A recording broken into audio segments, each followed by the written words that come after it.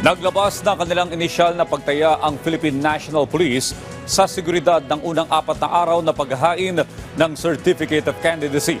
Yan ang ulat ni Ryan Lesillas. Relatively peaceful o mapayapa. Ito ang inisyal na assessment ng PNP kaugnay sa nagpapatuloy na filing ng Certificate of Candidacy o COC sa buong bansa.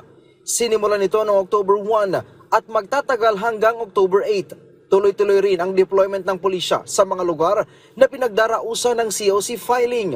Ang instruction ng ating PNP ay maging vigilant po yung ating mga kapulisan, maintain na yung maximum police presence doon sa mga areas of engagement, particularly doon sa mga areas kung saan pinahihintulutan yung mga supporters at mga kaanak na sama-sama during the filing kasi para maiwasan po yung anumang iringan na maaaring pagsimulan po ng mas malalang sitwasyon po.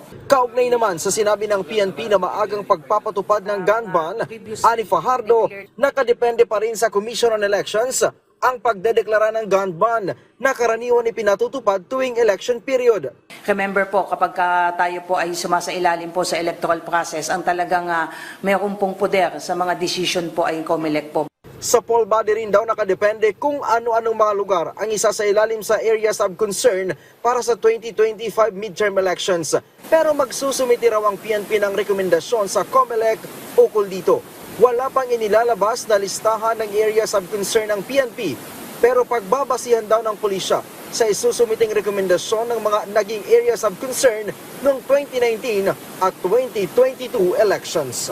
Our recommendation will really depend on the latest risk assessment po conducted by our field commanders, particularly yung mga na-identify po natin ng mga merong intense political rivalries po. Ryan Lesillas para sa Pambansang TV sa Bagong Pilipinas.